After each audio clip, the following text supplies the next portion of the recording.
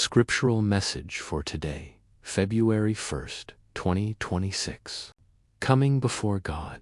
Be still and know that I am God.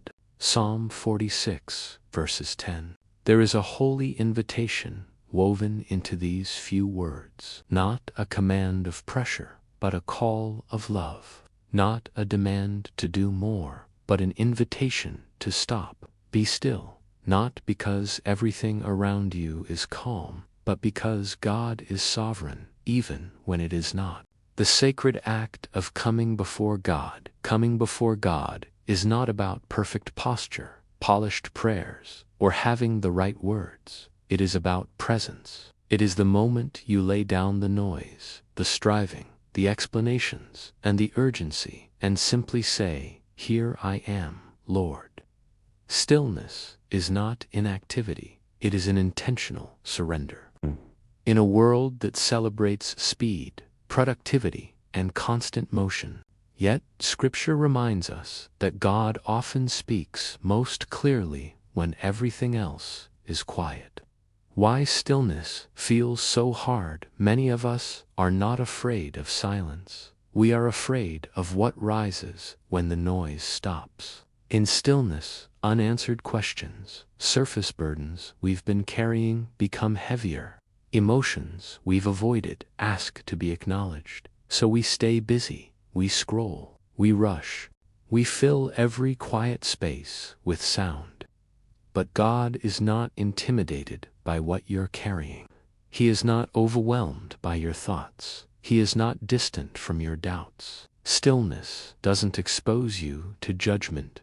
It opens you to healing. Be still and know. Psalm 46, verses 10 does not say, "Be still and figure everything out." It says, "Be still and know that I am God." Knowing God does not come from control. It comes from trust. Stillness is the place where faith replaces fear. Trust replaces anxiety. God's voice rises above your own. You don't have to fix everything to come before God. You don't have to be strong. You don't have to pretend. You only need to be present. What does stillness look like in your life right now? This question is not meant to burden you. It is meant to awaken you. Does stillness look like turning off distractions and sitting quietly with God? Pausing before reacting and inviting Him into your decisions, releasing the need to control outcomes, choosing prayer over panic, trusting God in the waiting instead of rushing ahead. Stillness may not mean silence all day.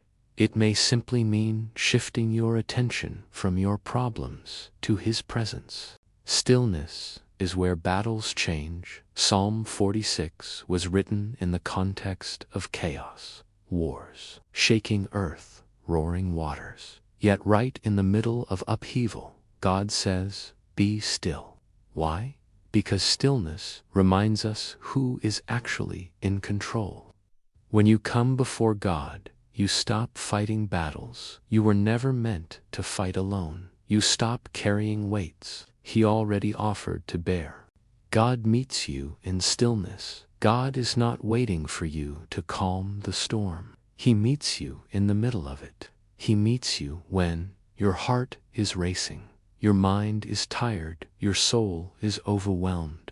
Stillness is not about perfection. It is about posture. Coming before God daily. Stillness is not a one-time moment. It is a daily practice. Each day you choose to pause before reacting, to listen before speaking, to trust before understanding. And every time you come before God in stillness, something shifts. Your perspective softens. Your fear loosens its grip. Your faith grows quietly but deeply. You may not leave stillness with clarity, but you will leave with peace. A word for your soul today. If life feels loud, if your heart feels heavy, if your mind won't slow down, God is not asking you to run faster. He is inviting you to come closer. Be still, not because everything is settled, but because He is God, and that is enough.